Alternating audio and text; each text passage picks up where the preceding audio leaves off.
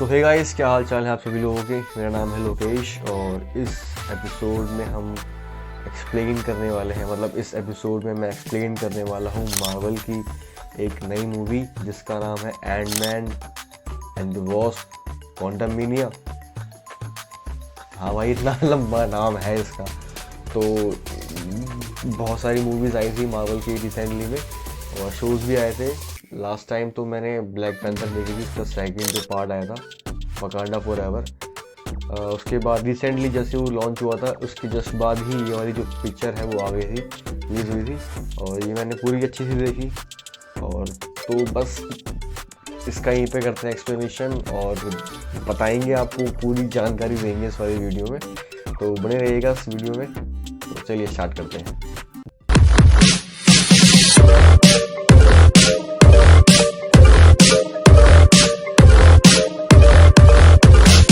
तो ये जो मूवी है वो स्टार्ट होती है जेनेट जो कि हैंक पिम की वाइफ है वो उसके साथ में, और ये प्लॉट करती है तब जब वो इस क्वांटम रियल में फंस चुकी थी और उसको 30 साल वो इसी क्वांटम रियल में रही थी। और तभी उसको एक कैंग नाम का बंदा मिलता है। ये वही बंदा है जो लोकी के सीजन में हमें दिखाया गया था लास्ट में, जिसका नाम बताया गया था the one who he remains. ये दोनों मिले थे और यहाँ से ही इस मूवी का जो प्लॉट है वो आगे की तरफ बढ़ता है। तो स्टार्टिंग में मूवी में ये दिखाया गया है कि जो कैंग की जो एक डायमेंशनल में ट्रैवल करने वाली जो मशीन थी वो ख़राब हो गई थी और इसी की वजह से वो किसी और डायमेंशन में नहीं जा पा रहा था, यहीं पे आके अटक गया था। और उसी की हेल्प करती है हमारी जेनेट जो हैंक पिम की जो वाइफ है, वो हेल्प करती है और एक ऐसा डिवाइस बनाती है जिसकी वजह से जो पूरी उसकी शिप थी वो रेडी हो जाती है, रेडी टू यूज़।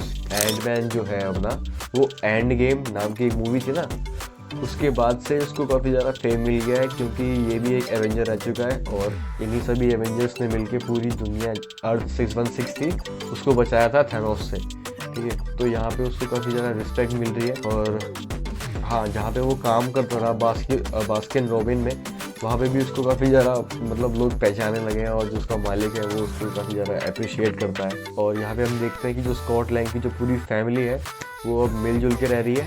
और आगे एक सीन में हम देखते हैं कि जो कैसी लैंग थी, जो इसकी बेटी है, ये बेटी भी काफ़ी ज़्यादा बड़ी हो चुकी है।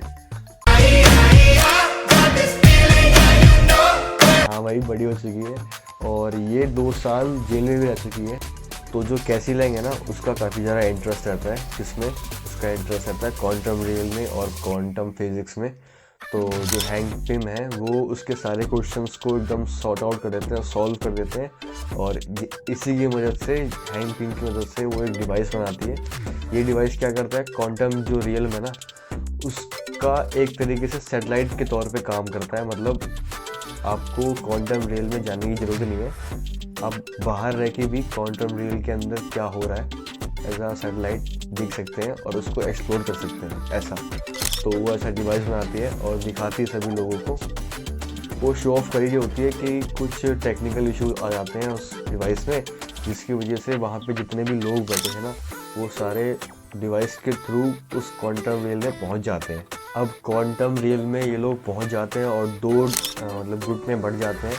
एक तरफ होता है एंटमैन और उसकी बेटी कैसी लैंग, जो दोनों एक तरफ चले जाते हैं, ठीक। और दूसरी तरफ हम देखते हैं कि जो हैंक पिम है, होप है और उसकी जो मम्मी है जो जेनेट है, वो ये तीनों लोग एक तरफ हो जाते हैं।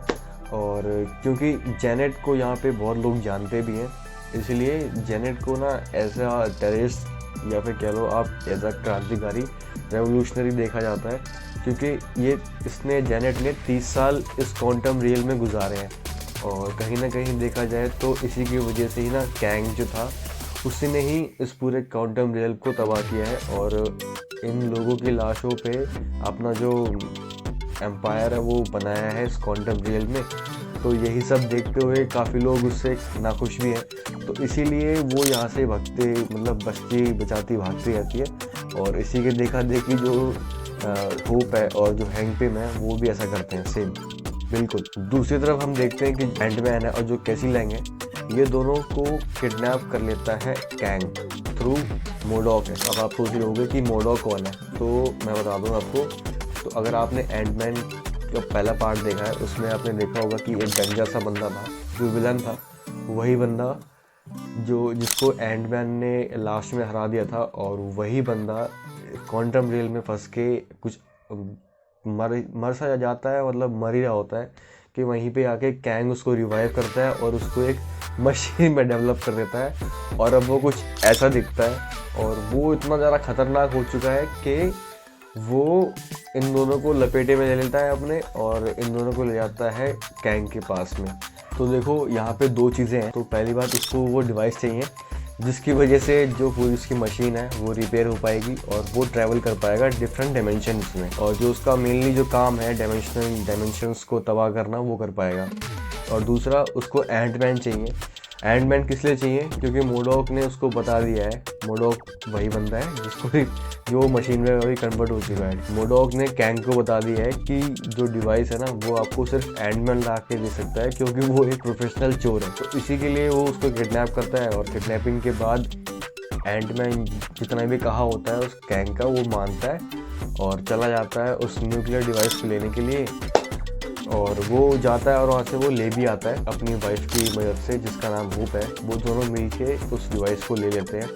अब डिवाइस को ले लेते हैं, यहाँ पे एक मोमेंट आता है जहाँ कैंग, होप, जेनेट और एंटमैन, ठीक है, ये चारों लोग एक तरफ होते हैं। और यहाँ पे जेनेट जो है वो एंटमैन को बोल देती है कि इसको तुम ये डिवाइस मत दो, अगर तुम इसको दे दोगे तुम्हारी बेटी को भी मार देगा, और इस डिवाइस का यूज़ करके अपनी जो शिप है उसको सही करके इस डायमेंशन को भी ख़त्म कर देगा, और बाकी जितने भी डायमेंशन है वहाँ पे ट्रैवल करके सारे डायमेंशन को डिस्ट्रॉय कर देगा। और अब जो मोस्ट वेटिंग जो सेशन होता है किसी भी पिक्चर का, कॉम्प्लेक्स बोलते हैं, क्लाइमेक्स बोलते हैं, हाँ क्लाइमेक्स वाला। तो जो क्लाइमेक्स जो है वो यहाँ पे आने वाला है कुछ इवेंटों में, जहाँ पे हमें एक हर बार की तरह हर एक मार्वल की पिक्चर्स में फाइटिंग सीन देखने को मिलता है। तो यहाँ पर भी एक फाइटिंग सीन आने वाला है, जिसमें एक तरफ कैंग होगा और उसकी आर्मी होगी, और दूसरी तरफ एंटमैन और उसकी टीम जितनी भी है, उसकी बेटी, उसकी वाइफ हैंग पिम की वाइफ जिसका नाम जेनेट है, जिसके वजह से सारा यह माजरा फैला है। और हैंग पिम की जो चींटियाँ हैं जिसके ऊपर उसने इतनी सारी रिसर्च करी है, वो चींटियाँ भी अभी क्वांटम रियल में आ चुकी हैं, और ये सभी लोग मिलके कैंग से लड़ेंगे। और हर बार की तरह इस बार भी ये लोग कैंग से जीत जाएंगे, मतलब कैंग से नहीं, विलन से जीत जाते हैं, ठीक है। और काफ़ी मुश्किल का सामना करना पड़ रहा है इनको, क्योंकि वो एक अकेला बंदा इन सब पे भारी पड़ रहा है। उसने अपनी सारी पावर का यूज़ नहीं किया है, क्योंकि जिस चीज़ से उसको शक्ति मिलती है वो चीज़ उसके पास है नहीं, तो वो उतना ज़्यादा भी पावरफुल है भी नहीं। यहाँ पे होती लड़ाई ख़त्म, जिसमें कैंग जो है वो हार जाता है। तो यहाँ पे जो कैंग है उसको हराने के बाद ये सभी लोग उस डिवाइस का यूज़ करके अपने जो मेन जो टाइमलाइन है इनकी, अर्थ 616, उसकी मेन टाइमलाइन में चले जाते हैं, और सब कुछ बिल्कुल हो जाता है नॉर्मल। यहाँ पे एक बात जो है वो एंटमैन को सताती है कि जो कैंग है वो मरा नहीं है, उसके जो दूसरे वेरिएंट्स हैं वो बाद में आके उससे लड़ेंगे, मतलब सभी एवेंजर्स से मिलके लड़ेंगे, ऐसा उसको लग रहा है और उसको ख्याल भी आ रहे हैं। बट वो अपनी जो ओवर थिंक कर रहा है उस पर वो काम कर रहा है, ठीक है, और उसको बस इग्नोर कर दे रहा है। तो बस इतना ही है मूवी का एक्सप्लेनेशन। अगर आपको अच्छा लगा हो तो लाइक करना, कमेंट करना, शेयर भी कर देना, और ज़्यादा अच्छा लगा हो तो ज़रा अप्रिशिएट करना मुझे, तो प्लीज़ मेरे चैनल को सब्सक्राइब भी कर देना। मिलता हूँ आपसे अगले वाले वीडियो में, तब तक के लिए साइनिंग ऑफ, और अपना ख्याल रखिए। चलिए, थैंक यू, बाय बाय।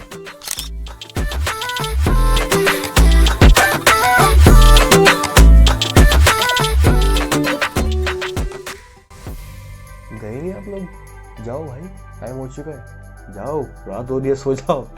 चलो बाय।